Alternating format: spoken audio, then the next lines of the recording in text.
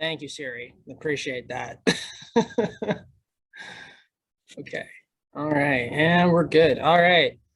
Well, I'm here with the Perth Parrots Floorball Club out of Scotland. How about we just start with everybody going around and introducing themselves, maybe telling us a little bit about yourself as well, and then we'll get into the floorball. We'll start with Fraser. Okay, so Fraser Robertson, current president and founder of Perth Parrots. And just to start us off, Carl, again, thanks very much for giving us the platform to be able to talk about inclusive sport, talk about floorball, and to try and raise the profile of the Parrots in the hope that we get some extra members. So many thanks for having us on the show today. Kirsty, over to you. My name is Kirsty. I've only joined the floorball about 9 weeks now. I'm really enjoying it, and the fact that it's one big, open, welcoming team, and I'm looking forward to continuing and seeing how I progress. Marisha. I'm Marisha. I joined, I think, was it September? Mm-hmm. But I've only been to a few games because of work commitments, but yeah, I love it. It's great meeting people. It's a great sport. It's fun. It's nice to be felt you're included. It's good. Hi, I'm Dougie. So I'm on the so I'm the comms person for the Perth Parrots as well, and I've been playing for about 9 months. But yeah, I've really been enjoying it. Nice. Yeah, and I'm Rory, obviously saved to last because I didn't get the memo to wear my club shirt today. So I'm the club coach, been the club coach since the summer, near enough. But I've been playing floorball for about 9 years now. Okay. For different clubs in Scotland. So you're the seasoned vet in terms of what is floorball. I've been playing it longest, yeah. Very nice, very nice. So why don't we just start with Fraser? You just telling us about the club and how the Perth Parrots are different. For those of you who follow the Snowball social media platform, you'll know we've posted a bunch of your stuff before, but maybe just for those of you who haven't seen or are new to the podcast, you can fill them in. Sure. So I am quite new to Perth. I moved to Perth in 2019. I met my partner, Craig. And one of us had to move, so I had the envious task of moving to the beautiful city of Perth. I have to say it's a lovely part of the world. And I thought, I'm an open gay man, and thought, let's join the LGBT team locally. And there wasn't one. And in fact, the LGBT community in Perth is quite fractious. There's quite a small community, and that's not a dig. I think that's the reality, and I think actually bringing a new sports team to Perth would help, if that makes sense. So the Perth Parrots was born. I did quite a bit of scoping in terms of what sport would we choose. Is it going to be tiddlywinks? Is it going to be chess? Is it going to be football, rugby? And we opted for floorball. Because again, it's an incredibly inclusive sport. One of the real things that I'd like to draw out in tonight's broadcast is the fact that men and women can play on the same court at the same time. Now you're finding a lot of governing bodies and a lot of sporting bodies, the Olympics as an example, are really struggling with how do we include men and women? How do we make sport more accessible? Floorball, certainly in Scotland, doesn't have to wrestle with that because it's something they've shelved. And it's really refreshing to have men and women on the same court at the same time enjoying sport. And I think it's a real strength of the Parrots, if I'm honest. So we formed in September 2019. We've been playing for about 6 months. We're beginning to grow in momentum. And then this horrible thing that nobody had ever heard of called COVID struck. So we had about a year off, to be honest. And I was quite worried that it would really begin to affect our numbers, and it actually might be the death nail in our club. But the opposite's happened, and I think in part that's because folk like Rory and Dougie and whatnot, who really helped the Parrots through that transition. We did quite a lot of inventive things to try and keep our members engaged. We've done a number of online quizzes, and we did a number of partnership events with Perthshire Pride. We did a socially distanced softball as an example. I remember that one. Yeah, lots of hand sanitizing and whatnot, mask wearing, but again in the outdoors, I made sure that we were government compliant, but brought our members together. We weren't playing floorball, but we were coming together as a social group, which is important.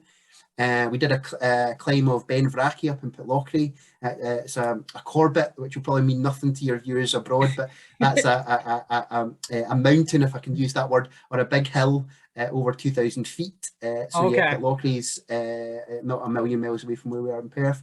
We did things like we sent everyone a Parrot pick me up, which is a small card, and it was just keeping in touch, and it had the Parrot patch in it, just to say, look, we're still here, we're still on the radar. Yeah, we can't play floorball, but we're ready and match fit for when it comes back. Thanks to Leap Sport Scotland and to Live Active Sport, we also got some funding, some COVID funding in terms of the recovery, which helped subsidise some of our meets. So when we were coming back and the numbers weren't great, we were subsidised, which meant we weren't out of pocket. And we also did a thing called Stick It To Them, where we subsidised floorball sticks. And I think certainly Kirsty and Dougie have benefited from that, where they were able to get a subsidised stick. Oh, nice. We've done quite a range of things to make sure that when we came back, we were match fit. When we did come back, we played outdoors, which a lot of clubs were struggling and really struggling to get back indoors. We'd already said, well, we're not going to play indoors, we're going to play outdoors, and that means we can get back. And I think the first night it rained cats and dogs, and our socks and pants were wet. But actually after that, we had some beautiful weather, which is quite unusual in Scotland. And normally we say the rumors would have been all rain. Absolutely. Normally the rain's going that way, horizontally rather than vertically. But yeah, we were wet for one of the days, and that was the first one back. But other than that, and since then the numbers have begun to grow steadily, and we've seen new members, certainly like Kirsten and Marisha, who've begun sort of joined the Parrots in droves, and I think that's shows that we're doing something right. And that floorball is not only something that they see a value in, but also our sort of core values of LGBT inclusion and creating that safe and welcoming space is something that's really important to the club. Nice, and that's good that you guys got back outside. I talked about this on a previous episode, but like we've had maybe like demonstrations and stuff done outside, like to try and grow the game or get interest in the sport during prior to COVID. So you would set up a small rink in like a parking lot or something, but generally speaking, like competitive games of any kind haven't really been played outside. And a couple of our two main leagues out here in Canada found outdoor ball hockey rinks, and we're playing there. And they actually one ran a drop-in and the other ran their regular like league play outside. And it was actually like, it's great to have floorball back. But yeah, moving outdoors, I think is going to be part of the future of floorball, because I think even at the World Championships next year, there is going to be an outdoor aspect of it because of the fact that it's in Switzerland and they received a ton of funding to move some of their leagues outside and lead up to the World Championships so that they could play floorball during COVID. Sorry. So that's good though. And like I said, I would have guessed that outdoors wouldn't have been an option, considering how the rumors or the world perception of how it's always raining on your guys. It's always raining. I don't know how we managed it, but we managed it. So that's cool. And then, so how did the rest of you come to the club? Because that's the more interesting part to me. Not more interesting, but that would be the interesting part in terms of how you would find it, because it seems like maybe I'm trying to find the words here, but maybe like it's just more like, so because you said, Fraser, like you were looking for an inclusive club to start, like to go and play with, and that's how the Parrots came about. So is that something that's like openly like you can go and find? Because that's not something that we have here in Canada that I'm aware of. I mean, if anyone's listening to this and I'm wrong, please reach out and let me know. But as far as I'm aware, there isn't like a LEAP program or like a way to find a club like the Parrots, other than just being like, I'm in Perth and I want to play floorball, and Googling floorball in Perth. Certainly to my knowledge, the Perth Parrots is the only LGBTI inclusive club which absolutely nails its values, and it's central to what we do. We want to make a safe and welcoming space for everyone, and in fact we have a really good balance of those who identify as LGBTI, but also those who are heterosexual, and what we would refer to locally as an ally. Yeah. And again, I think that's a real strength. So we're not exclusive, we're wholly inclusive, but our focus really is the LGBT inclusion element, because as I said, I think there was a real vacuum in Perth. We launched the club through Leap Sport Scotland's Festival Fortnight event. It's an annual festival of sport over 14 days, hence the fortnight element. And you really can host anything. You can host a bingo night, you can host a film screening, a poetry reading, an art exhibition, but it has to be focused around sport and LGBT inclusion. And I know Rory and Dougie were at that very first event. And again, that was just an opportunity for us to come together and see will this work. But that's when the Parrots were certainly launched. Certainly, Kirsty and Marisha, I don't know if you want to talk about, how did we manage to get you involved? Because we went to Perthshire Pride and met you, Fraser. You did, so they were pissed. There's no way to hide it. They had a few Sherberts that day. They were inebriated, and that's sometimes the best way to recruit them. Some of the things that we've done with the Parrots is to try and sort of explain to people that the first way of getting people involved in floorball is often not floorball. It's a hill walk, it's a darts night, it's a Perthshire Pride quiz, and I think we've been quite good at tapping into that. And I think we've become a bit of the sports arm or the sports branch of Perthshire Pride now. Dougie's heavily involved in Perthshire Pride, and we work very well in synergy together. We understand that working in silos isn't going to work because the community is quite small, and we do very well at supporting each other, if that makes sense. So yeah, we managed to get our claws into both Marisha and Kirsty quite early on. Tell us a little bit more about floorball, and they were persuaded to come along. But I'm pleased to say I've stuck with us, are proudly wearing the Parrot shirts tonight. And again, hopefully see them along it much more, but that's certainly how we managed to get them in. So to those listening, it's not always about come and play floorball. It might be about actually some of the more fun, wider activities that begins to get them to ask the question about.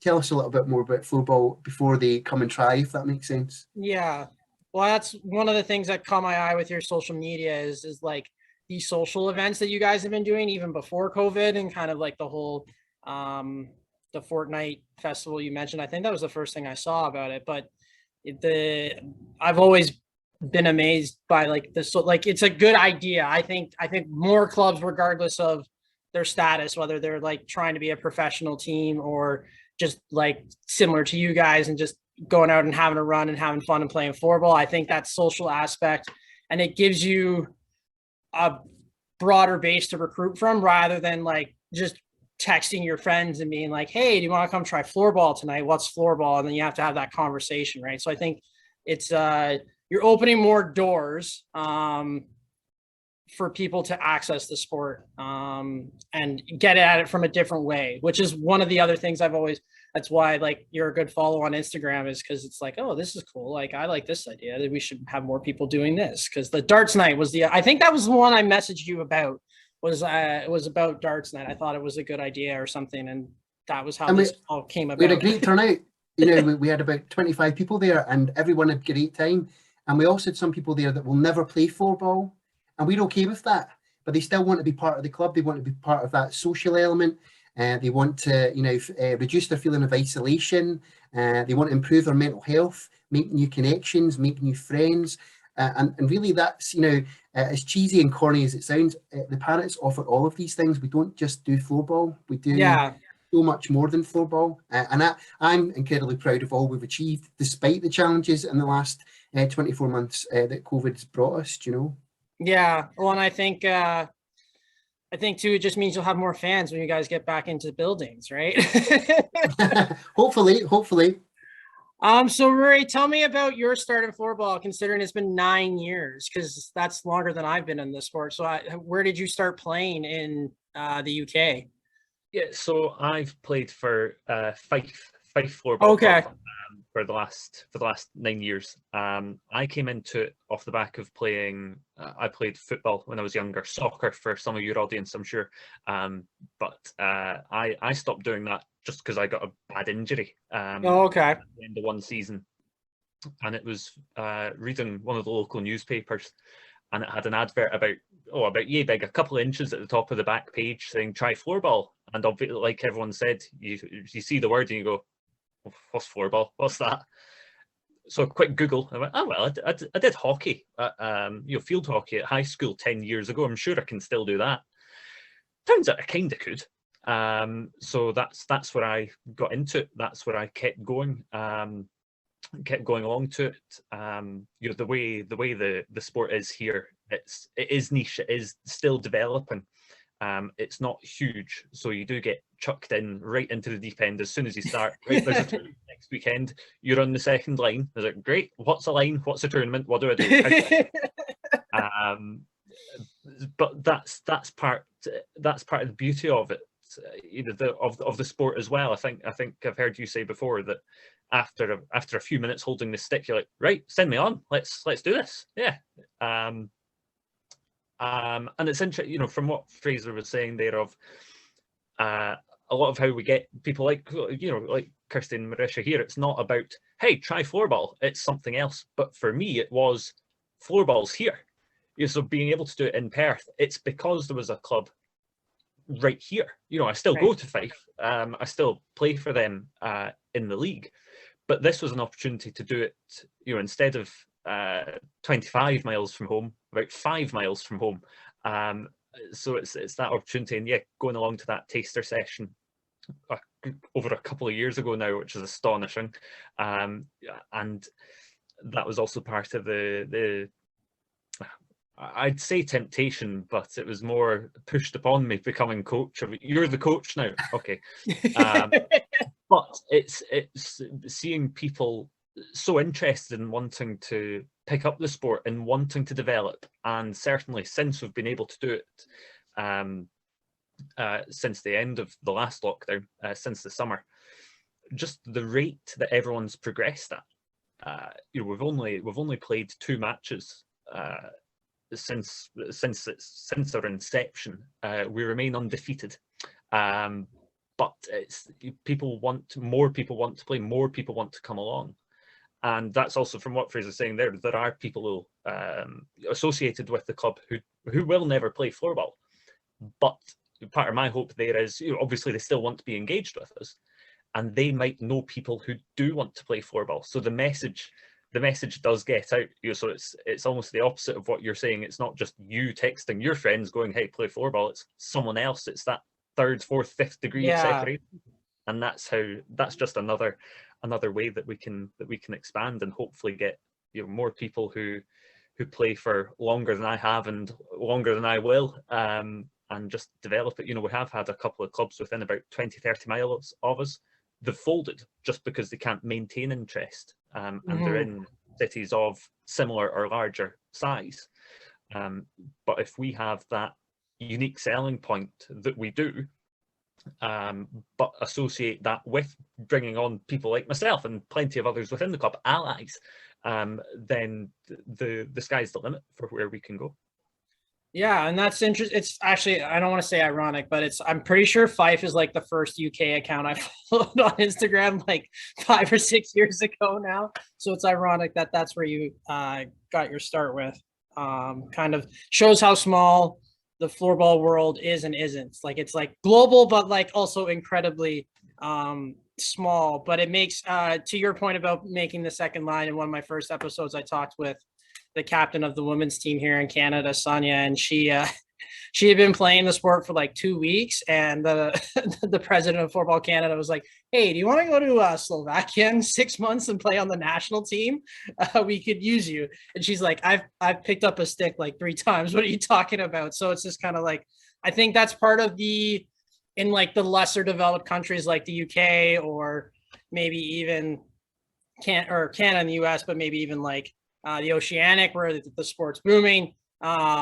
It's that whole like, here you go, and you're already like into the thick of it, so to speak, in terms of having that instant game feel. It's not like you've got to spend 5 years doing a once a week type thing to get to that point. You can kind of be dropped in on it, and then you're into the real floorball scene, so to speak. So I think that's cool that, like I was talking about with Maddie of the University of Nottingham a couple episodes ago, and it's like, it's very much seems like Canada and the UK are kind of, we're ahead of each other in certain areas, but we're kind of on par with where we are in terms of like that ability to like drop somebody into floorball and have them skyrocket to a point where you can have them on a national team or like leading a club or whatever it is. And it's kind of like, it's a very unique experience that's outside of those heavy European countries where like Sweden and Switzerland, they have their structures and systems and all set up. So you kind of have to go from there. But that's a cool, so you literally had like a newspaper ad is what you're saying, was like yeah, it was just, it was tiny. It was a couple of inches at the top of the back page of a very small circulation local newspaper. I can't remember the wording of it. I read it 9 years ago, but it was just, you know, play floorball, and probably a contact detail or a website or something. And yeah, my the inquisitive nature took over. I went, what's that? I must know. I must know instead of doing any work just now. So yeah, that's all it was. You know, there's many different ways that you can appeal. You can reach out to people, and that's how I was snared into this. That's cool. That's my first newspaper, that like first person being like, I found floorball through a newspaper. So we'll have to mark that one down. So Dougie, then my question to you is did you get started with the Parrots, or had you played floorball before the Parrots? Because you said it's been like 2 years. No, it's been probably about a year. I did go to the come and try session, which was probably about 2 years ago. Oh, okay. But I've been playing largely for about 9 months. I wasn't a floorball player, but I did play a lot of shinty actually as a kid, which for people who don't know what shinty is, it's like violent Gaelic hockey. Okay. He's not joking. Kind of like hurling a wee bit, if you got your Irish roots, Carl. Yeah. So I played a good bit of shinty as a kid. But largely since, as Fraser had already mentioned, I've been very involved with Perthshire Pride, and I'm one of the board members for that. So I've been working with Fraser quite a lot, and I've been to a couple to come and try sessions and everything. And then when things started to open up after lockdown, I got a bit fat, to be honest. So I decided, you know what, I'm going to go start doing floorball with Fraser. So essentially just started going along, and yeah, I've been enjoying it so much ever since, really. Nice. Well, it's interesting. Like, it seems to be like almost everyone I talk to has some sort of, for lack of a better, hockey background, like whether it's field hockey or here in Canada and the US, it's a lot of ice hockey. But like the people, like there is that crossover, and which is always the first time I had heard field hockey as a crossover on the men's side was from Maddie in the University of Nottingham over in the UK. I was like, because I always forget that, because here in Canada, it's generally like men do play it, but like the avenues for finding it are incredibly small, whereas like it's only women who play it in our high schools, right? So there isn't a men, we have other sports that the guys do, and it's just kind of like, so when he said that, I was like, oh, that would have been cool to do. And like, I wish maybe I would have ended up in floorball sooner if I had been playing field hockey instead of running around the field at the track like an idiot chasing a bunny. But but that's so just the connection there. And then Christy Marisha, you kind of just fell into it sounds like, at Pride there, which is cool. Like that's I guess really like that's what you would want, is kind of like those connections you have lead you into the sport, so to speak. Yeah, I mean, Marisha and myself, we're opposites. We're like chalk and cheese. Marisha would be at the front of a Pride parade with a flag and a banner and a hooting horn and everything else, and I would be at the back trying not to be seen and not to be heard, and so we're quite opposite in that side of things. Marisha was at this year's Pride. I'd just been travelling 11 hours coming back from a family wedding, so I'd only just literally made an appearance just before the antics got going. The next day, She came home and was like, oh, you know, speaking to Fraser, speaking to Anna and Claire, they do the floorball.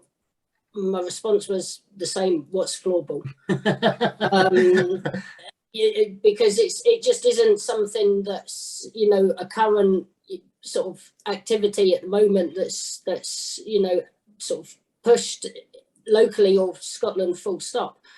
So I googled it, and again, we've both were keen sports from school, mainly field hockey, but I was a little bit unsure and concerned because I had a back operation 9 years ago,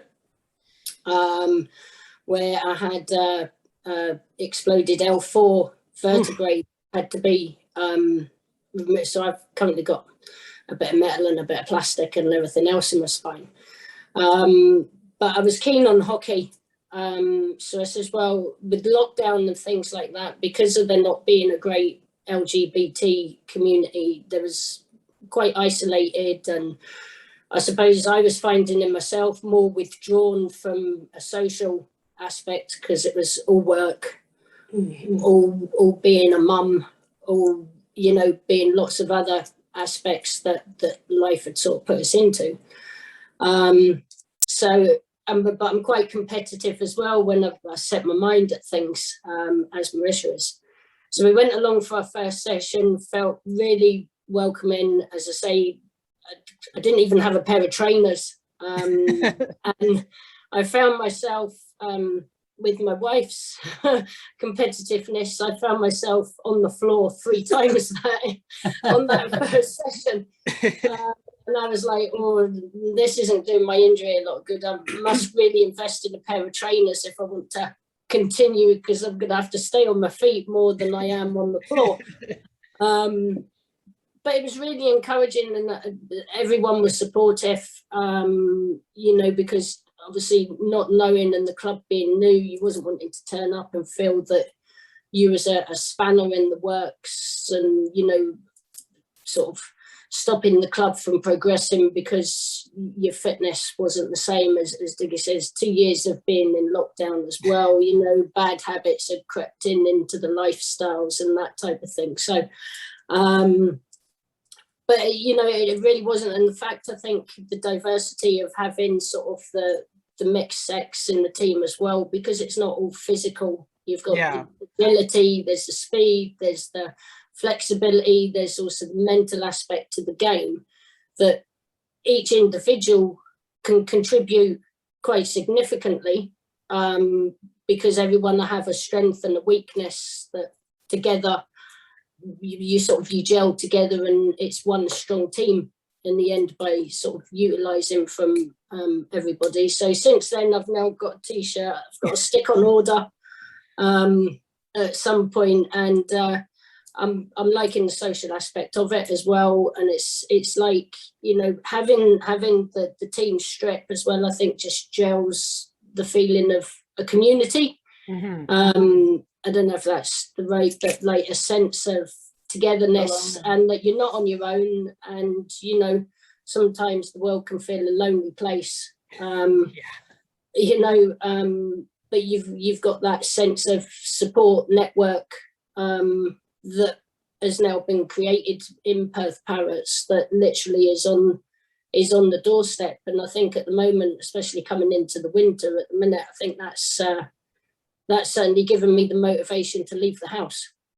There you go. So I have a quick follow-up, and you can answer, or anyone can answer. Where do you guys, because I'm into equipment, I'm a bit of a junkie that way. Where do you guys get your gear?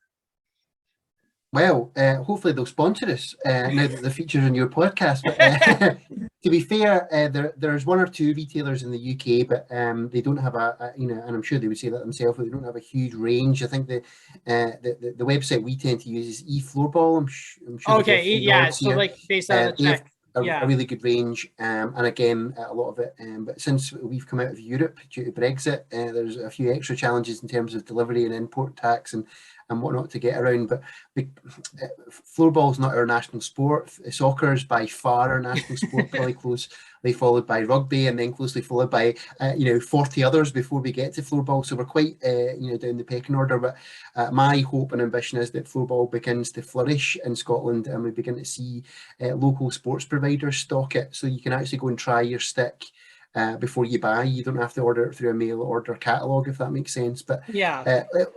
how do you eat an elephant? One bite at a time. And I think we need to get our club consolidated and start playing in the league and whatnot. But certainly part of our ambition as part of our 3-year strategy is to see floorball grow, and we're here to help support that, and certainly in Scotland and the rest of the UK.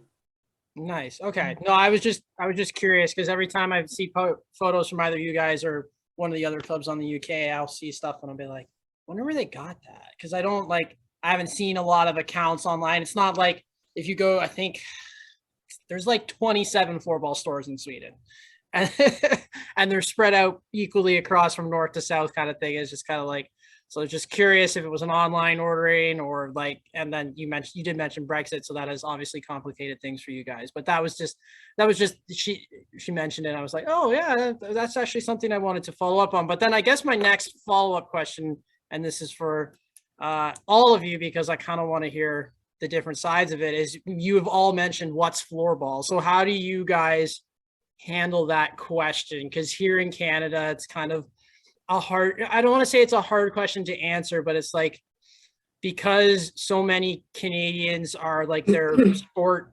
knowledge is hockey based, like the majority of us, whether you play it or not, your first taste of sport is hockey from a cultural standpoint. So it's kind of hard to explain some of the differences of floorball to hockey, because it looks a lot like hockey to Canadians, like very much so. Like everybody goes, if I have it on and I'm around people who don't know floorball, they're like, is that ball hockey? Like they have this weird sort of like look on their face about it too. And then you have to explain what floorball is. But so like, how do you guys handle what is floorball? I'll just go curve stick, but you can kick it.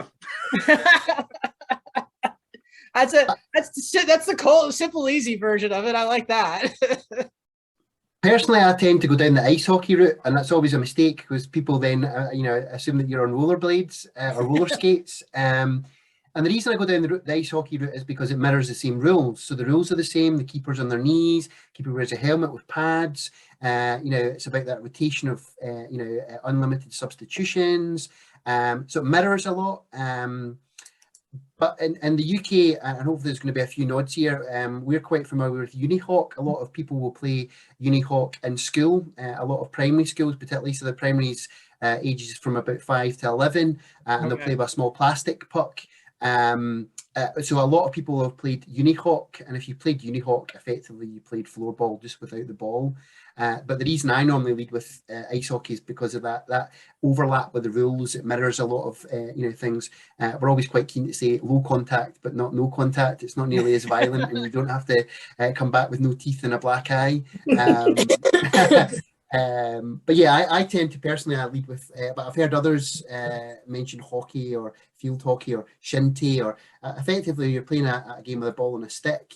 You've got the same transferable skills, the same muscle memory, the same elements that you've learned that you can then, and again, I'm not surprised here. It's the first time I actually tonight I sort of heard that you'd played shinty before, and actually that makes sense because he immediately picked the sport up and was beginning to sort of move the stick and the ball in a way that showed he'd played before, if that makes sense.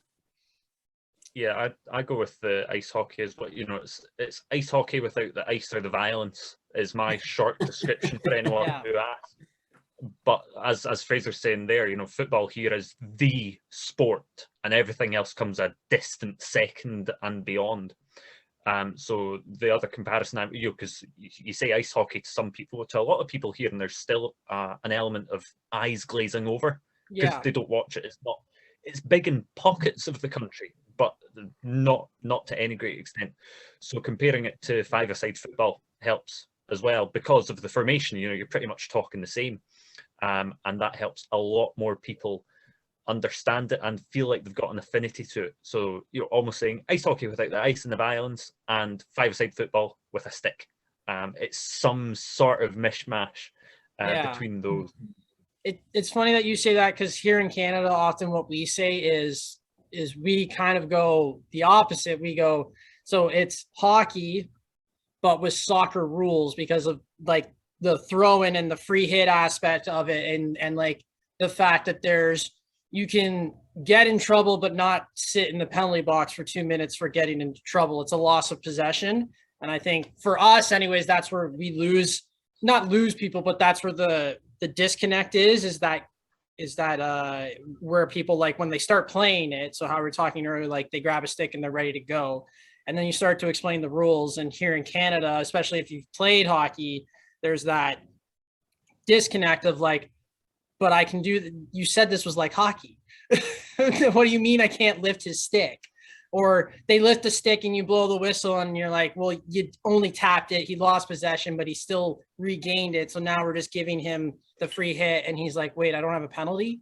So there is that, like, I find that it's kind of ironic, but like we say, it's hockey with soccer or football rules. And then like, and again, less violence definitely plays into, like, safety first is definitely the way that we kind of describe it here. But that's interesting that, like, I guess it makes sense because like you said, ice hockey isn't as big for you guys, but like if we try and almost stay away from the hockey comparison, in the sense it's like we're bringing up hockey because you're using a stick and like you shoot and pass the same way, like that skill set is there, but we try and get everything else away from that, because what usually happens here is when people get introduced to the sport, if they don't have like a proper introduction to it, they end up playing hockey with floorball sticks, which is like the slashing and the stick lifting and everything, right, that you do see in hockey. So it's kind of like you want that floorball you want it to be actual floorball and not, like I said, hockey with floorball sticks. So that's I think that's an interesting cultural differentiation between like how you guys are like ice hockey and just without this, and we're like it's more like soccer with sticks. Like that's our reference to it, because we don't have like it's such a unique sport in the sense that like it kind of combines a little bit of everything, because there's even like, if you watch the higher levels, it's almost like the setup in offense and defense is like watching basketball, if that makes sense. So I think that's an interesting take, and how it shows the differences of like the challenges that our region would face in comparison to like what we face when talking about what is floorball versus what you guys have when someone says to you, what is floorball? You have, I think that's I think you guys have the lead there on that one, because I have to talk people out of playing hockey. I think it's also that's just been the easiest way to try and develop the number of people playing the sport here. Like we're saying, it's not a huge thing here. So you have to try and just coax whoever you can from wherever you can. So again, in Fife, because there is an ice hockey team based in Fife, that's where you can tap into some of the teenagers who go along to that and go, well, there's something like this. You don't need to buy all the expensive equipment, and you don't need to risk losing teeth, bones, whatever. But that's that's where you still, in every single team, and I'm not saying this to disparage the Scottish League by any way, shape or form, but there is still an almost agricultural element to some of the play, or as you would see, or as someone else with a larger ice hockey background would see. I'd say agricultural, they'd say that's just ice hockey. You do see stick lifts aplenty, stick slashing, my word. But that's just, so yeah, trying to coax those, as we would see it in floorball, bad habits, those bad behaviors, try to get that out, but you need to get the people in first. Yeah. So you need to polish the diamonds before they're going to sparkle. Didn't expect to be saying that on this, but there you go. But I think that's how we need to, because we couldn't drag people in from five-a-side football. They just look at us and go, no, I'll just keep kicking the ball, thanks very much. you need to take from where is most likely to generate bodies to come in, and that's been the ice hockey. And as I say, it's just trying to soften the edges a wee bit. I like that, soften the edges. Well, I'll have to use that the next time I'm on with a Canadian, is we have to soften the edges. So speaking of what you were saying though there, I was kind of interested to ask you, so when you guys do like a game against another team, like it has it been Fife? I'm trying to remember who you guys have played against, Fraser. Yeah, so when we were looking to form, we reached out to Fife Floorball, and again, we've almost instantly created this affinity with the club. Of all the teams in Scotland, they've been by far the most supportive. Bob and Karen regularly come to our training. Rory is a member. Again, when we were kind of getting to the stage where we were looking to start to test our mettle, if you like, and play friendlies, then it was a no-brainer that we would look to the Fife team. Again, Rory's mentioned it. It's worth mentioning again, but undefeated. But again, I think the very fact that they've given us a chance, they've allowed us to grow, to throw us into a league, would have been a mistake, and I still think it would be a mistake. I think we're not quite there. We want to make sure that we are, giving people the chance to grow and learn the sport before we throw them into this baptism of fire, because what that might do is scare people away and hang on, this is far too level. I don't think we're a million miles away, and Rory's our coach. I'm looking to Rory, but I think we've surprised a couple of people actually at how far we've advanced in quite a short space of time. And again, I'm really proud at how far we've come in such a short space. Again, Fife have been good at allowing us to play a couple of hooky players, is that the right phrase, but a couple of ringers is another term, to bolster their team, but right in at the Scottish League, and that's been a bit of an eye-opener in terms of sort of general aerobic fitness, and not only do I have to sustain this for 3/3, but this is not only the 3/3 I'm going to be playing, I'm going to be playing multiple 3/3, and just that realisation that you're going to be playing from 9 till 5, and getting battered about and whatnot, it's quite a big step up. But again, all credit to Fife for helping encourage and coax the Parrots to where we're at, and I don't think we'd be where we are without their support, to be fair. Okay, yeah, so it was Fife, and that's good. And then so just to kind of where I was going with that was, are they providing refs, or like, because that was the one thing I didn't really get from Maddie out of Nottingham is like, so what's the ref situation like for you guys? Because as much as we talk about like we need players and everything, like you want to have actual referees, because then you're not like arguing with other players over what's a free hit and everything, right? So I was just curious as to what extent you have had, because you haven't played in the league yet, as you said. So just where in those like 2 matches, where has Fife just lent you players, or like what's the ref situation in those circumstances? So in terms of refs, UK Floorball Federation regularly host, or certainly pre-pandemic regularly hosted local coaching courses and also referee courses. And there'd be an exam at the end. We'd normally fly someone in at quite a cost and expense and whatnot. That hasn't gone ahead of late, but certainly the league is a number of different players are trained to be a referee. Certainly in terms of the 2 friendlies we've played, it tends to have been someone like Bob or Rory who's been quite experienced. And to be fair, all of our team, both Fife and Parrots, have been very disciplined. If someone makes a decision, there's no talk back, there's no arguing. Okay, the decision's been made, and we generally accept that. Ultimately, it's a friendly as well, so we're not playing to win a cup. We're playing for pride. We're playing for the sheer element of sportsmanship. But I think that's another strength of the league, that generally, and there's 1 or 2 exceptions to everything, but generally, referees are well respected. A referee makes the decision, and we roll with it. Certainly, when it comes to league, it's slightly different. You've got your 2 referees that and Rory, I don't know if you want to sort of cut in there, but you'll know more about it than I. But certainly, it's a pool of volunteers from the league, that each team normally field a number of referees, and tends to be kind of a neutral person that's, of course, they've got a vested interest to some degree, but how else are you going to do it when the sport's so niche and so small, if that makes sense at this stage? Yeah, it's all getting into the Scottish League. It's all very much internal, and it's all volunteer based over here. So the referees, if you've got 5 teams, well, that's what we've been doing this season. It's not a proper league format that we're doing. It's a series of individual cup tournaments that we're doing to make up. So that's what we do here in Canada as well. It's very similar to what you guys do.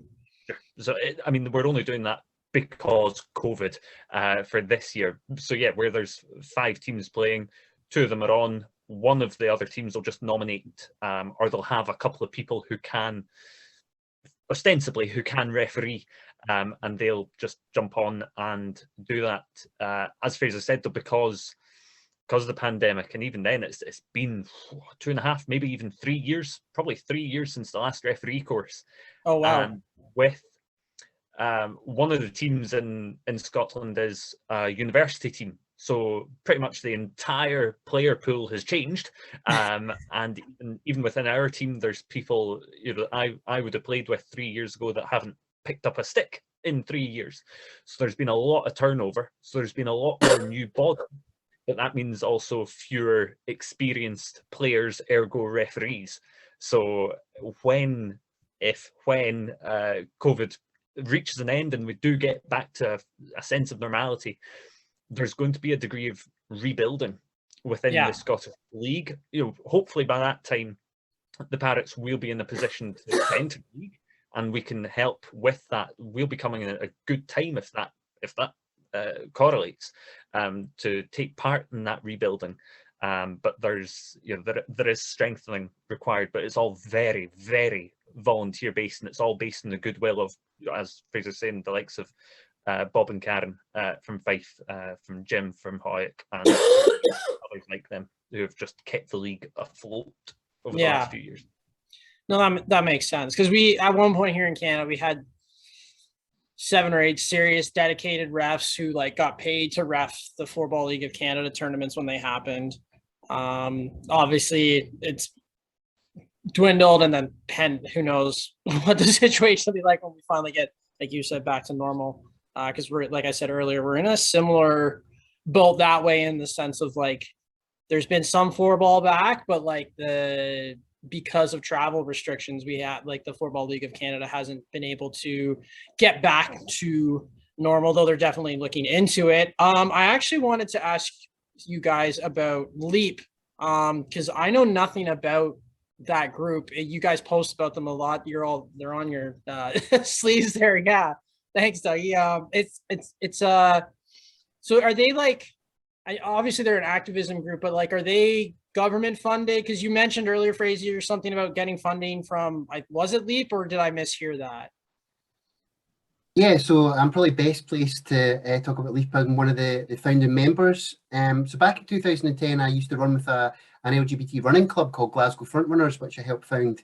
Glasgow Frontrunners is part of International Frontrunners, so there's running groups across the world. So you think of any big, large city, they'll have a Frontrunners group. So Glasgow Frontrunners has become the Scotland's biggest LGBT sports group by quite some margin. And what you would find is there would be issues of, you know, maybe a prominent sports athlete had come out and you know, made some really disparaging homophobic, biphobic or transphobic comments. You might find there'd been a prominent athlete had come out and whatnot, and there was no umbrella organisation speaking on behalf of the LGBT community in Scotland. And Leap was born, if you like. Myself and Hugh Torrance and a few others came together as a group of kind of community activists, and we launched Leap Sports Scotland in 2012, which is now Scotland's LGBTI sports charity.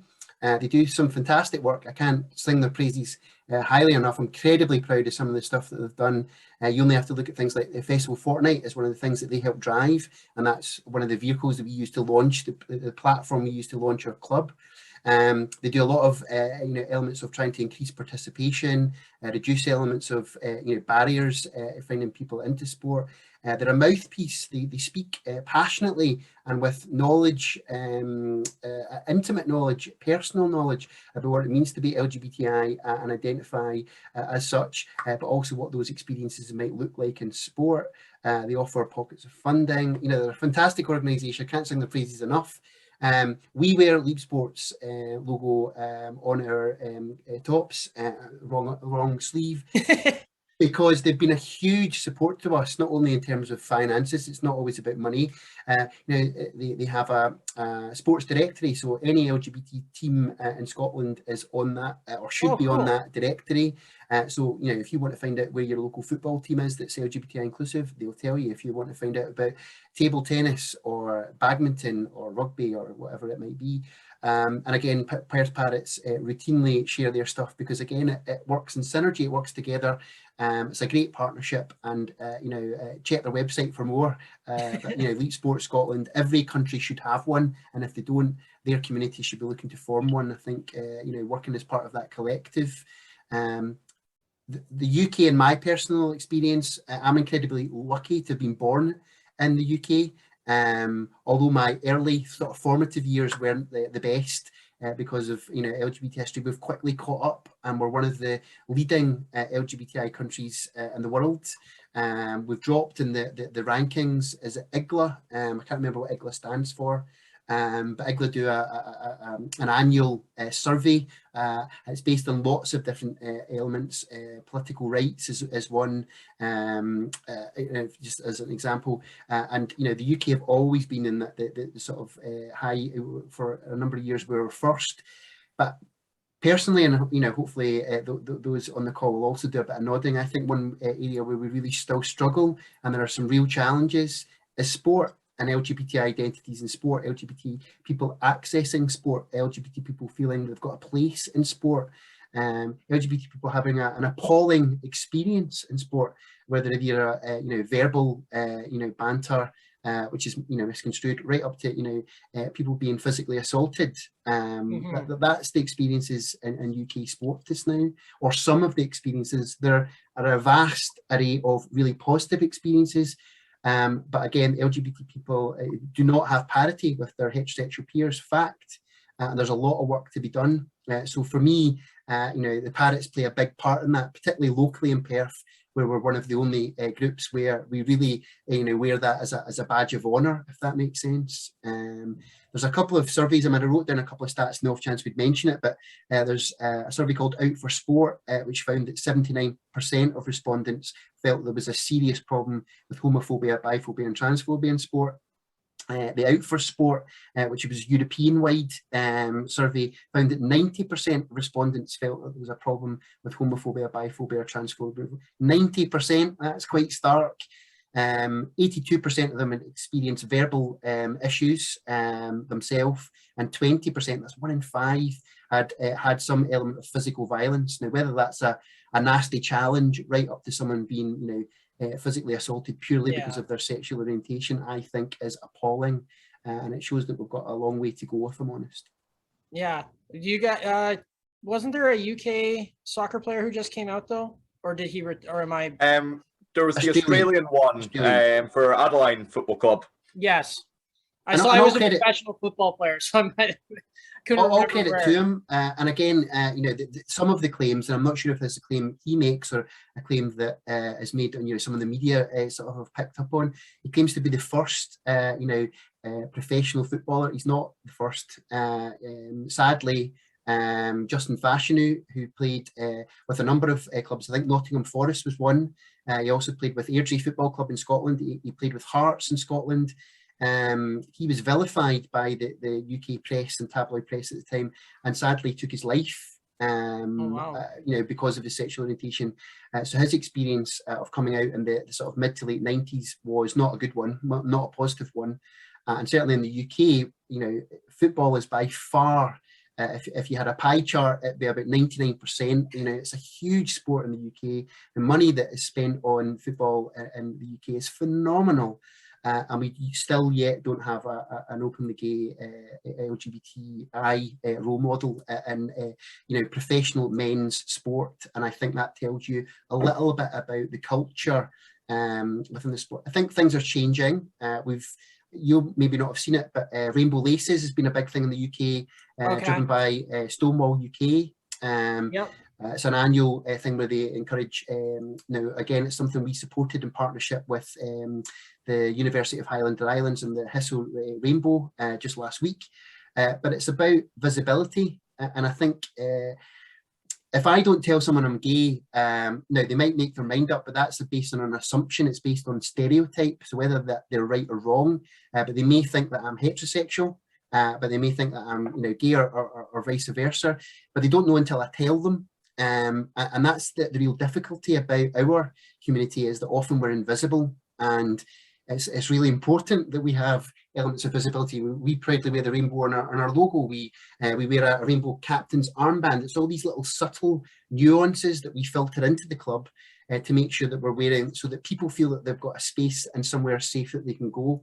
And I can't understate that. There are people, sadly, that want to either self-harm or commit suicide purely because of their own internalised homophobia, because of elements they've experienced in life, and how our community is often portrayed. There's a lot of negative stereotypes which persist, and I think it's incredibly important that we show them that you can be gay, you can be lesbian, you can be bisexual, transgender, intersex, queer, questioning, all of these different things, and you can still play sport, and you can be bloody good at it, and you can enjoy it, and you can make pals, and you can be part of a team, and you can do all of these things. One of the reasons I struggled with my sexual orientation when I didn't come out till I was 25 was because I didn't see someone like me, someone who was an avid Star Wars fan, who drank pints of lager and occasionally farted and thought it was funny. I didn't think I could do any of those things because I had seen what it meant to be gay through things like Carry On Camping movies, or you're probably not familiar with this, but an old sitcom called Are You Being Served? With Mr. Humphreys, who was incredibly effeminate in camp, and I was offended by that back then. That was something that it was a challenge to my own masculinity. I was some way kind of offended by that. I have a wide range of friends now because I've come to terms with who I am, and being camp and effeminate is okay. In fact, not only is it okay, it's part of who you are. Own it. But I wasn't brave enough or bold enough to be able to see that at the time. And I think the Parrots, in some way, there'll be someone in social media in, I don't know, deepest, darkest Indonesia or Peru or New Zealand or even Perth, the own city that we live and breathe, that will take some kind of positive solace and message from the fact that we even exist, if that makes sense. And I think that's a real important part and element of what our club strives to deliver, and I think achieves in spades. I would agree on the last point you made there. And it's one of the reasons I wanted to talk to you guys, because I think there isn't enough of this in sport in general, like this conversation. As speaking to hockey, I'm trying to remember the young man's name, but he's been signed by an NHL team, and he's just recently came out. I want to say it's Luke Props. I'm probably mispronouncing his last name. But so if he's playing, technically speaking, he's the first openly professional gay hockey player in North America, because he's playing on an AHL team, so he's getting paid. He hasn't made the NHL yet. He's literally, I think he's 19, 18. So he literally just got drafted, and he came out this summer, and the organization called him and was like, hey, whatever you need. So I think there's definitely, the winds of change are coming. But like you said, there is a long way to go. But I also think how you were talking about how football is like super huge in the UK. That's basically, Canada lives for other sports, but I was having this conversation with Maddie, but like if hockey's on, we're not really paying attention to whatever else is happening. It's like it's Saturday night, we're turning on the game so we can watch hockey. One scheme I've heard of, Carl, in terms of hockey in Canada that's huge, and I think is making a significant impact in they're all over social media. I think it's about that subtle element of support, is Pride Tape. Yeah. I'm sure it's something you're familiar with.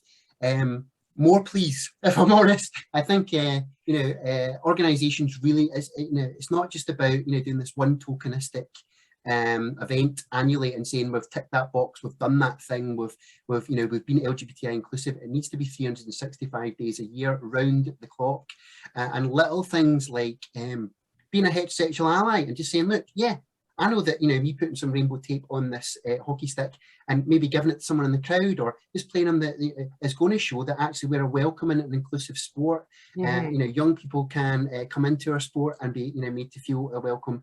And it's only through these small elements. So all credit to the guys in Pride Tape, and more of it. I think things like rainbow laces and this drip drip is great, but we want more than just a one-day initiative. We Yeah, want that it should be all the time. It should be embedded in what we do. Well, hopefully the recent trade with my Toronto Maple Leafs to the Chicago Blackhawks, Curtis Gabriel went there. He's going to get some NHL time, and he uses Pride tape all the time. He's an active ally, and talks on the subject all the time. But he uses the Pride tape on his knob and his blade regardless. So it sounds like he's going to get some NHL time in Chicago. So that's good. So it means more TV time for him, and that cause. And I think it's hockey and soccer are similar in Canada and the UK in the sense of like how massive they are and the cultural, and like when those things start to happen more regularly, I think you'll see a more positive outcome when those communities start to say like, hey, we're not about homophobia or transphobia or biphobia. We're about you playing the sport you love because we want you to be here, because we need you and we want you. And that inclusive, just trying to think of the right words to say, and you guys probably know what I'm trying to say. I just can't think of the way to put it, but I think what you guys are doing and accomplishing in floorball is not only groundbreaking, because I like I said earlier, I can't confirm that you guys are the first club to be LGBTQ focused and inclusive in the way that you are, but like I would almost say that if you aren't, you're the first openly out there doing it group for people to see.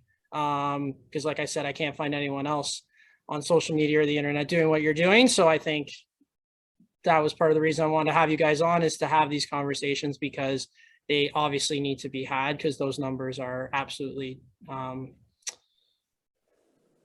saddening, I guess is the most appropriate word I can use.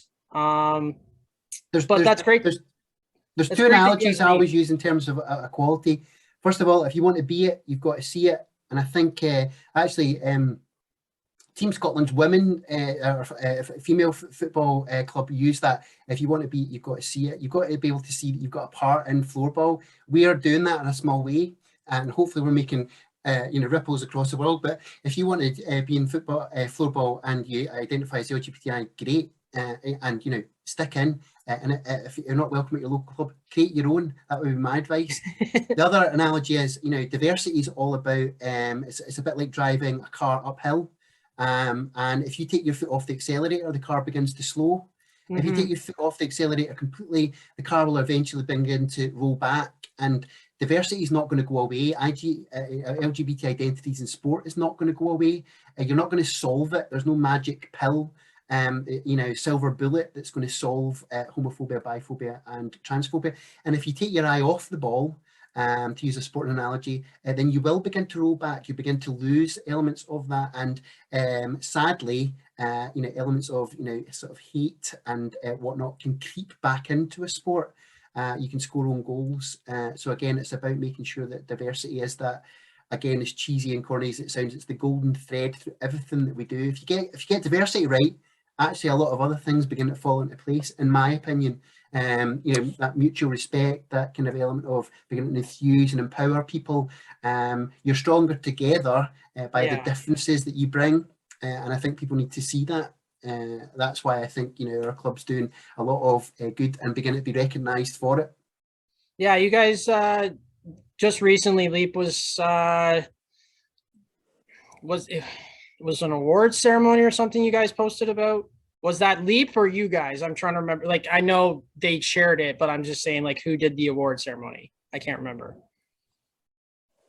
So we hosted our annual general meeting. Okay, that's September. Yeah. So we had 6 categories. One of them was Ally of the Year. One of them was, for instance, Most Improved Player.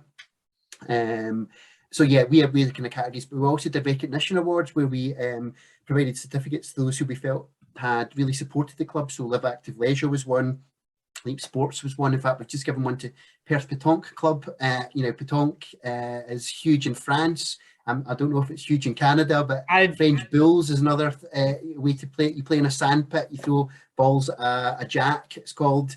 You know, we've reached out to them and they've supported us at a number of events. Again, one for Festival Fortnight, just to get people out and about and whatnot. But yeah, that probably what you're referring to as our annual general meeting, where we did an award ceremony. And I think it's important to take a step back and recognise some of the achievements of as you know, every year as a club, and reward people that have supported the club. And I think that we, you know, did quite well at doing that. And again, it's sometimes when you're in the trenches and you're fighting the fight, you forget to look up and see how much you've advanced. And the achievement. I think that's always a really important thing to cement the achievements of the club annually. No, that's good. And yeah, I think so. Then I just have one more question about that line, and then we'll get into some other stuff here. But I just wanted, you mentioned earlier, Fraser, so we talked about LEAP giving you guys funding. Did you guys receive funding? You mentioned you had subsidizing for sticks and everything. Was that all from LEAP, or did you guys get grants from the government as well, or UK Floorball, or whoever it was? So yeah, I think our club is quite bold and brave, and quite happy to stick in the occasional funding requests. At the moment, I think our club's quite heavily dependent on funding, and while we are remaining quite buoyant, we would only need to lose 2, 3, 4 players, and actually we begin to make a loss every week. So we need to make sure we remain careful. So up till now, we've received funding. I'm trying to ream off some of them, but Perth and Kinross Sports Council have given us a number of grants. Live Active Sport have given us a number of grants. We got a really, you know, quite handsome at the time, and we were very quick off the blocks at that point. But Perth and Kinross Council themselves gave us funding. So yes, that's local government as opposed to national government. Leap Sport Scotland have given us some sponsorship. Arnold Clark gave us, you know, a pocket of funding for. So yeah, we're not frightened to ask for money. I'm quite pleased to say, and we can't announce just quite yet, but in the new year we'll be announcing at least one new sponsor, which we'll see in our kits. We hope our ambitions to take part in the league in September and formally join the Scottish League, and we want a fresh kit. And I know we're all sporting these lovely training tops, but these old things will be worn as jammies and pajamas. Good warm-up shirts. We'll have a very sexy, very sharp-looking, undeniably Parrots Watch This Space kit launch later in the year. And again, if there's anyone watching, our appeal would be, if you want to have your company's name on a shirt, then there's probably a space for you, and we'd love you to reach out to us. So you can email us at perthparrots@gmail.com. That's my plug for the night. But yeah, we'd love to, because it's about diversifying how we get funds. I think you know yourself, the more you diversify, the stronger you are. If we rely solely on pockets of funding, while I think we play to a niche just now, that might change. The winds of you know, sort of change and whatnot, and we want to make sure that we become sustainable, and that we have a pocket of unrestricted funding as a reserve should the worst happen. And I think we only have to look at things like COVID to see that things can change overnight, and we've got to make sure that we remain resilient so that the Parrots do survive. I want to see the club, I want to die, and I want my funeral to be, you know, I want a cortege of Parrots all with their nice shirts on, and, you know, my coffin being lifted in, and them all fighting over who might lift the coffin. And that's what we look for, and that's going to be the legacy. So yeah, we want to make sure that the Parrots grows and becomes, you know, a really good club that is be able to offer a lot more than we're currently offering, despite doing quite well. That's good. No, I was just curious because that's something we struggle with here in North America. Is receiving funding for smaller sports, not just floorball, but just the smaller ones in general. There's the piece of the pie isn't very big to begin with. So then when you start to divvy it up, it gets, so it's good that you guys have gotten creative about that as well. But no, you just had mentioned that earlier, and I had wanted to follow up on that because maybe somebody who's listening, who's running their own club, gets an idea, which is again part of what we're trying to accomplish with the Snowball, is sharing ideas and having these conversations so that, like, you know, you guys are doing this and it seems to be working for you, and maybe it can work for someone somewhere else in the world, whether that's Canada, you know, the UK, France. Big believer in, Carl, you know, don't reinvent the wheel. And if there's something the Parrots are doing that you want to have a part of, reach out to us, direct messages, Instagram, Facebook, and Twitter. You know, give us a shout. If you know, we might not know all the answers, but if you ask the question, you know, we want to help grow floorball. I don't care who's playing floorball, as long as they're playing floorball. So again, if we can do anything to try and help grow the sport, then give us a shout. And you know, I hear regularly that certainly on social media we're doing the right things. So, we're being seen and spotted, which can only be good. So again, if there's anyone listening to the podcast that wants to reach out and, oh yeah, we'd quite like to replicate that, then that's why we're here. Give us a shout. We're only stronger if we work together, if that makes sense. Exactly. No, perfect. If I could just briefly add to that, I think all the fundraising that Fraser's saying, it's done out of necessity, and it's something that all the other Scottish clubs need to try to emulate. Obviously, they don't have the same USP as we do. What we're saying is no other club has the same USP that we do. But in Scotland, I could be wrong, so I'm caveating this in the hope that there's no legal action taken against me. But the last I knew, floorball isn't recognised as an official sport. So with Sport Scotland, the It's official not sport, guaranteed. Not. I think my So- understanding is, Rudy, it's got to have a membership of 20,000 athletes before Yeah. Sport Scotland. Now, again, Sport Scotland might say no, that's not the case, but I'm pretty confident it's 20,000 athletes before they will recognise it as an official sport and one with a governing body.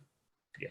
So And then only once you've got that can you unlock a lot of much more. We're talking significant funding. We're not talking a couple of thousand. We're talking a couple of tens of thousands, hundreds of thousands. You can begin to unlock. But it's even just when you get into it's chicken and egg, although it's not even that, it's chicken and chicken. It's to reach that level you need support, but you get that support once you reach that level. So and it does get down to expanding the sport. And well, you've seen, we've just had the World Championships, and UK team GB got nowhere near it, near to playing there. But in the past, when they did, players from Scotland who went, they've had to pay their own airfare, they've had to pay their own hotel, they've had to pay everything themselves with absolutely zero recognition from the official sporting body of the country. Yeah. So it's that, and that's just the point of getting sponsorship, getting funding of any source has to be done in-house, because there is no external support for it. So that's where any growth in the sport will come from people like Fraser setting up his own team, from people like Bob and Fife doing the same and helping people like Fraser develop new teams. It's all grassroots is the cliche phrase, but that's the only way we're going. Really, to very quickly try and offer an example, I think Team GB at the Olympics is a classic example where in the 90s our results began to dip, and it began to dip because funding dipped. The UK government weren't funding UK sport and governing bodies, but then the National Lottery came along, and the National Lottery have driven huge sums. We're talking millions and millions of pounds into various governing bodies, and as a result, the UK standing in the medals table have began to rise, and substantially we punch well above our size in terms of population. Yeah. And partly that's because we're heavily funding sport, and that can only be a good thing. Sport not only helps your physical but also helps your mental health. It reduces the burden on the NHS. I could go on and on and on. But you're absolutely right, Rudy. I think we struggle in Scotland because we don't have that element of notoriety and knowledge and understanding what the sport is. But funding is a big part of it as well. And often, even trying to get a venue booked, you can't get that because such and such a sport has a significant footprint, or you can't get. So we're kind of late to the party. But do you know what? I'm always up for a challenge, and I think that's one of the exciting things about floorball. Actually, is that we are niche, we are a bit special, and that's only a good thing. That to me, that's something that okay, well, how are we going to grow it? How are we going to let's not be defeatist and or let's identify barriers and then smash them. That's normally my way to solve anything, if that makes sense. And I think we are doing a good job, but it'd be good to see certainly a bit more of a strategic element and outlook into that, and it would be good to see a bit more of financial support in Scotland if and when available. So yeah, do sponsor us if you want to. How many times have I mentioned that now? Only once. No, but it's to your points there. It's very similar here in Canada in terms of funding, and it's funny you mentioned UK. Like the UK government spending. We did the exact same thing when we knew that the Olympics were coming to Vancouver here in Canada, because we actually hadn't won a gold medal until in 2 previous hosted Olympics. So the Canadian government was like, fine, you can do this. Here's some money, but you got to spend some money on our athletes. to get them on that podium. And they created a whole program called Own the Podium, and they spent an insane amount of money nationwide on athletes. And like a lot of the people who podium for us and are still podium for us are incredibly, like, they were benefactors of that program. So when the government puts money into sport, it shows, especially in, we have similar governmental systems between our two countries for obvious reasons. So yeah, it makes sense that worked. But we'll get off of the money there because that's boring, and who likes money anyways, right? I actually wanted to ask, I wanted to go around the table here, and I know some of you have only been playing for a couple of months or even a year or so, but what's your favorite floorball memory that you have? And if you haven't listened to the podcast, it could be your first goal, it could be your first time playing the sport, even if that's the memory that you have. But we'll start with Dougie, and we'll just kind of work our way around. Yeah, so my favourite memory, I mean, I've had so many just playing with the floorball team, but I did enjoy, before the first game we ever played, we had a team talk where Rory explained all the rules to us, which we surprisingly won the game, but considering we were understanding the rules as we were going on for our first game, I did very much enjoy that. That's a good one. I like that. So we've got 5 minutes here. This is the rule book. That was essentially it. It was like, right, guys, we're off to go play Fife. So these are the rules you guys have been playing too. This is what we've actually got to do. At least coach came through. I call that good coaching. I don't know what you're talking about. But yeah, then that was definitely a good memory. Obviously, we've got plenty of others of Fraser parading around in his Parrots outfit for Perthshire Pride and everything. We've got the mascot outfit sorted, so yeah. I mean, hey, that's more than most clubs, even in Europe, can say. So good on you. Yeah. What about everyone else? I suppose for myself at the moment, I probably haven't got any significant memories because still new to the game, but because of learning the game, I suppose at the moment I'm sort of enjoying it, that I've maybe not so much scored the goal, but I'm actually doing something that I've made the right pass, or I've sort of contributed into maybe a goal being scored, which then has given me the confidence that I'm obviously I'm learning the rules, and I'm still forgetting I can use my foot.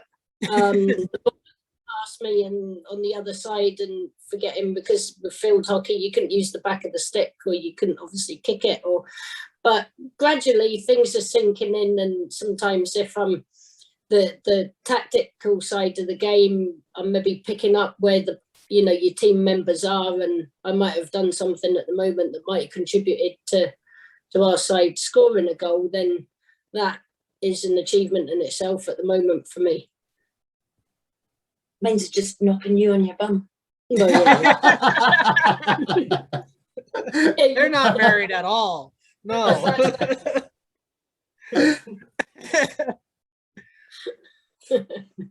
Yeah. Mm-hmm. It's all love, really, until you're on the field.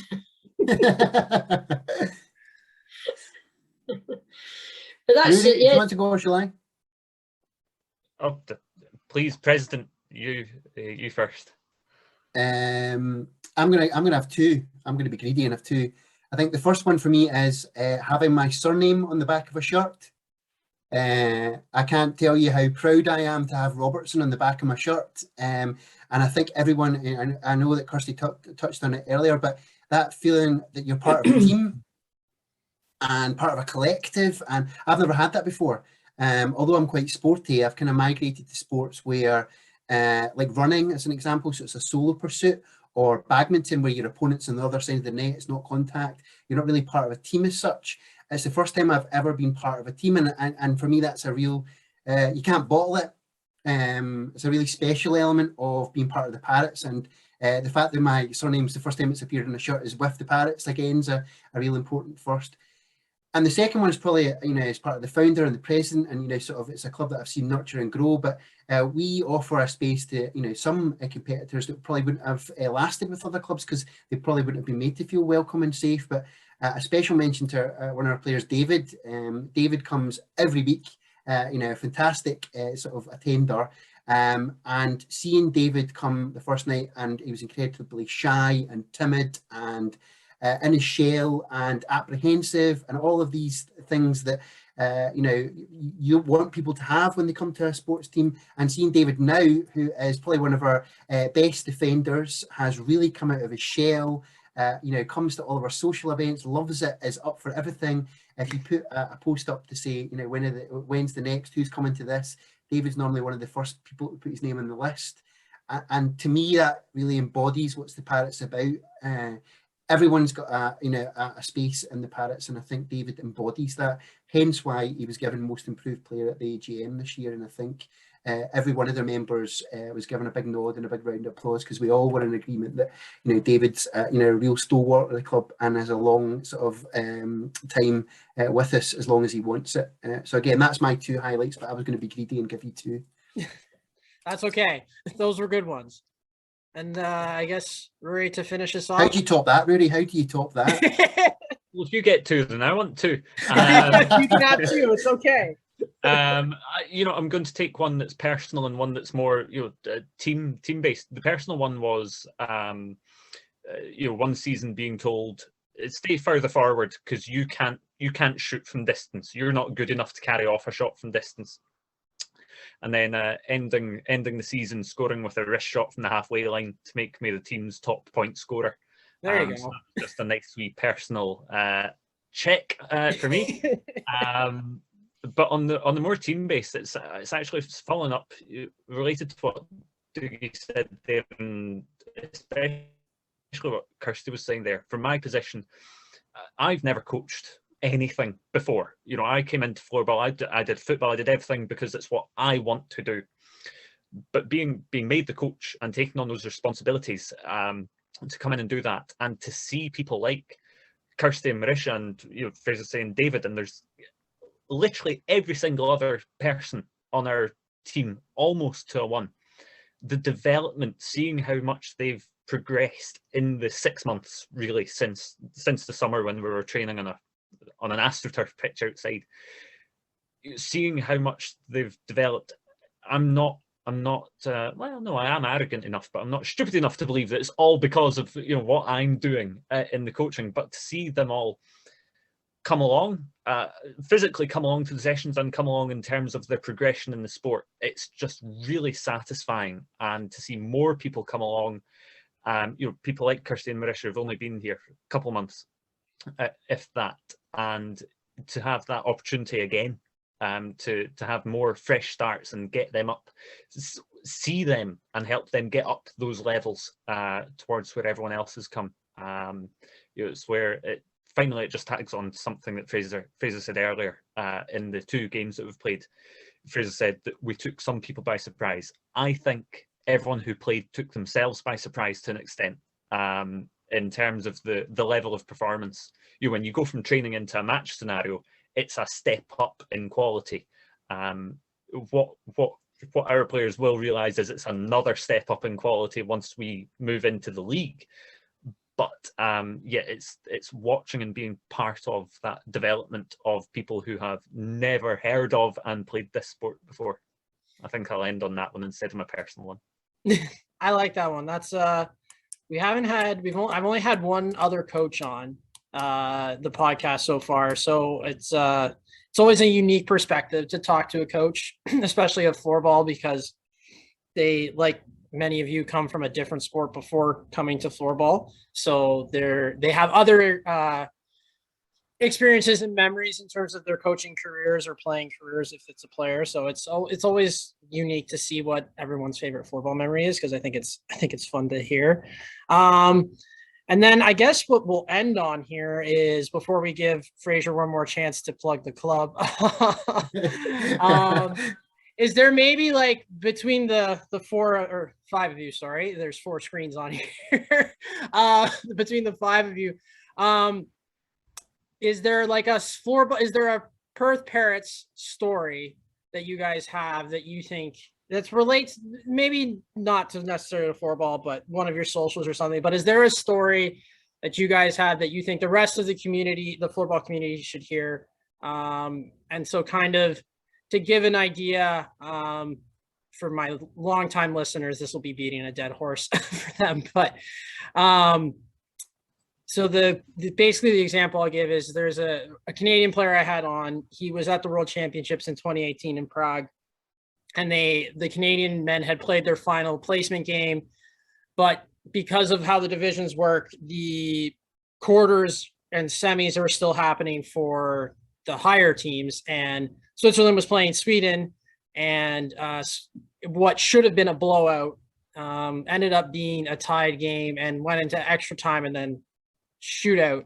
And so they had arranged, like they had made a reservation at a restaurant or something. They were going to go celebrate the tournament kind of thing, and they kept pushing it off because they were running from hotel room to hotel room going, are you guys watching the game right now? Like, this is insane. Like, they're into penalty shootouts. Like, we're staying, right? And just kind of like, so it's about floorball, but it has more to do with the fact that like a bunch of guys who could have been out partying in Prague were like, nah, we're going to watch this shootout because this is crazy, right? So I'm just wondering if there's a story that you guys have, or even if you each want to take one. It doesn't matter to me. I was just wondering, since this is, like I said earlier, this is the first time I've had more than 2 people on to share. So like maybe there's a collective story that you all have in mind that you would like to share with the community. I'll chip in. I think it's something we mentioned earlier. It was that first absolute rain-soaked training session that we had in the summer. As I say, outdoors, AstroTurf. For me, who's been playing the sport for years, playing it on AstroTurf was bizarre. Playing it not on a rink, so with no out, once it crossed the line, it just kept going. We were on a football pitch. We were at one end of the pitch. It just kept going. You had to run another 20 yards to catch the ball. But just seeing everyone utterly, before we started the warm-up, just drenched to the bone. I think that was also a bonding exercise, frankly, of the dozen people maybe that we had, and that's a story that sticks for me. The fact that people, because pre-pandemic, Fraser will say, the times there were 2, 3, 4 people turning up to training.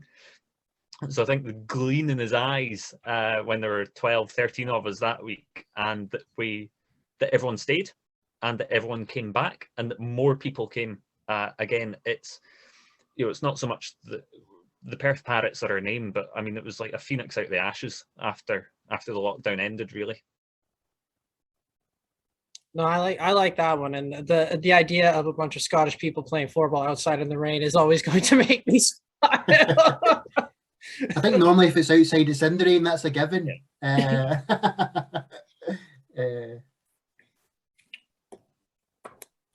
I think that's I'm struggling, if I'm honest. Certainly anything that we might be able to air that would be family friendly. That's fair. We'll stick with that one. So I said that was the final question, but I just thought of one more that anyone can answer, because you would all know the answer to this. Who is your goaltender, or do you guys have a goalie, and are they crazy, or are they just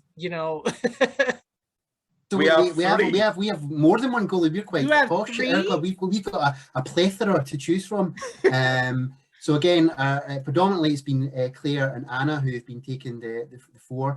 Kirsty's had a few shots in goal as well. And again, I think the fact that all 3 are females is a real bonus. Claire in particular, and I'm sure she would agree with this, is very bossy in goals. But to her credit, if I'm honest, I think it's exactly what you need, telling us where players are, where we should be, when we should be pushing forward, when we should be falling back. Because she's got quite a unique perspective as goalie, hasn't she? She's able to obviously see things as it's moving. Quite often when you're focusing on a player certainly in defence. You focused on that player and not the wider game. So yeah, Claire in particular is quite bossy. Anna is not our tallest player, and that's me being quite kind. But again, there's a cracking goal in goals, a cracking role in goals rather. So again, yeah, we've got a number of keepers. There you go. And Because that's long may that usually the continue. biggest issue when starting a floorball club is finding somebody who wants to be a goalie. It's not like Yeah, it's not like ice hockey where they go, I want to wear that cool gear over there. They're looking at, but this is all I have. Well, with the gear, it's ended up being quite funny because obviously we've got quite a lot of the padding, but it's things like gloves. We didn't have gloves to begin with, so they found out after the first week of having several sore shots to the fingers that maybe we'll just bring some gloves in that week, or we're finding in chin straps and everything. And knee pads, that's on order at the moment. So we've got quite pricey knee pads, to be fair, but the ones we're using at the moment are not necessarily suitable to spend a sustained period in your knees, to be fair. And they're not getting any younger either, so I'm sure that's only going to get worse. But yeah, having the appropriate kit's not easy. But yeah, I think, you mentioned funding, big thanks to Perth and Ross Council, who were able to give us not one but two goalie kits. And yourself, goalie kit can be quite expensive.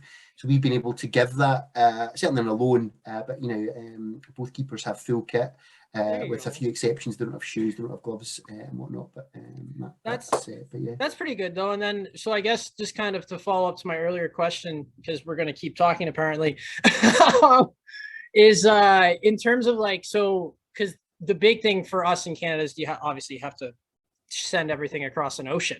You guys obviously have the channel, so would you say shipping is a super roadblock to you guys, getting gear, or because one of the things we talk about here in Canada, and it comes up on the podcast a lot, is sticks in hands. Is you can get people in who want to try floorball, but then you actually have to provide them, either you have to have a stick kicking around or they have to get one. So I guess kind of to follow up to my earlier question there would be, is it just the overall cost of the equipment, or is there an additional? So if you're interested in sort of funding, we were given £2,084 from Perth and Ross Council. Now, what that equates to in various currencies around the world, I'm not sure, but I'm sure if you check your exchange rate, but it's a substantial sum of money. And I would say at least a month's salary for a lot of people. In fact, maybe more in that case.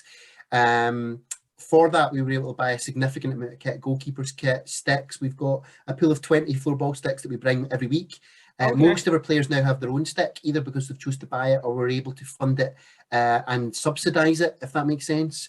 I think it's really important that someone has their own stick, almost like it is having their own top, because it makes them feel part of the team, it makes them feel part of the sport. If you've got a stick that's in your cupboard, you're much more likely to come and play. If you're just borrowing one every week, you can hang your stick up at any time, and you become more invested financially and subconsciously if you have your own equipment. I think that's quite an important element of it. The issue for us is that there are few stockists in the UK because this sport is still evolving, and yeah, we often have to reach out to other floorball specialists. Certainly from what I've seen, eFloorball tends to be the best. That's a couple of plugs I've had now, but Amsterdam Floorball, Rudy, I'm looking to yourself. Amsterdam, I've got quite a good relationship with Fife Floorball, and they've helped us out in the past. They gave us quite a good discount on sticks and bits and pieces. But yourself, it's all about who you know, not necessarily what you know. And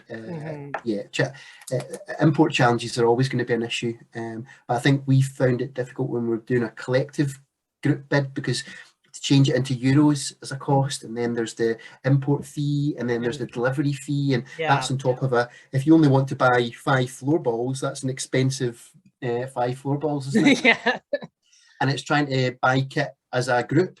So again, we joined forces with Fife, and we spent about £1,500 as a collective to order sticks and balls and goalie kit and knee pads and various bits and pieces.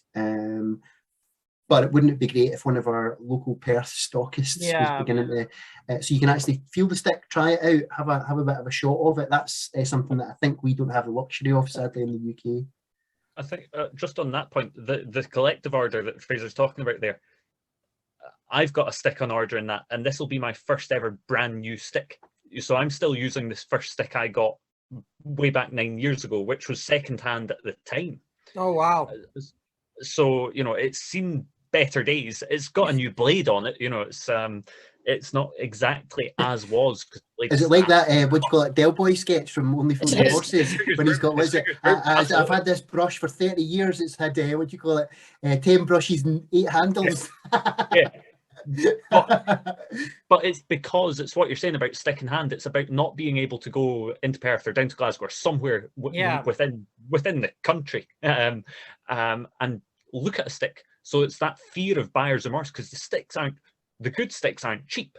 No, nothing good's cheap. You buy cheap, you buy twice or 3 times or 4 times. So there's you're a Scotsman, definitely a Scotsman. yeah. There's a degree of hesitation even with the order that I've put in, but I thought it's probably about time that I had a stick of my own that I've bought and want to use. But yeah, exactly, it's the lack of, I know what you're saying, Carol, about an entire ocean between you. That'll make it even more difficult to buy. But it's the same here when you need a passport to go and pick up a floorball stick. Otherwise, you're looking at a potentially costly mistake. Just need to plan your vacations around buying floorballs. Watch this space. Oh, well, I appreciate you all coming on and spending time on your Sunday afternoon. It's been the morning here for me, but Sunday afternoon talking floorball and about the Perth Parrots. So Fraser, one last time, if anybody wants to reach out to you to talk floorball or funding or anything else that you guys are doing, the wow, it's been a long morning. BT. Thank you. Too many letters that don't make a word. And your inclusive programming and all of that. How do they get in touch with you, sir? You can email us at perthparrots@gmail.com. You can follow us on Instagram, Twitter, or Facebook, and it's at Perth Parrots. We can confidently say that we're the only LGBTI inclusive floorball club in the world, but we can't say it with complete confidence. We'd love to hear from other LGBT clubs. If you're thinking of setting up an LGBT club in particular, we'd really love to hear from you. Although we think we're the first, we don't want to be the last, and we'd actually love to create a community within a community. Wouldn't that be exciting? But equally, we just want to grow floorball. We're very passionate about the sport. It's been very good to us, and we want to pay that back in spades. Almost pay it forward. We've mentioned Fife Floorball a number of times. Without their support, we might not have stuck with it. We might have chosen something else, but we got such a good welcome, if that makes sense, and continued support that we stuck with it, and the Parrots are here because of that. So we want to pay it forward. So by all means, reach out to us, and we'd love to hear from you. Awesome. And I'll, as usual, for my listeners, I'll throw that in the episode description and all of that. And then we'll tag the bejesus out of you when we post this episode. So I'm sure they'll be able to find you that way too. Well, again, thank you for coming on, guys. I really appreciate it. And hopefully you guys are continuing to play floorball in the new year, because I know we're getting into that time when everything sort of stops because of the holidays. And good luck in the league. That's September, you were saying? Hopefully, yeah. Well, not hopefully. September is when we are going to join the league. It's about that positive affirmation. We will join the league in September. We will join the league. There you go.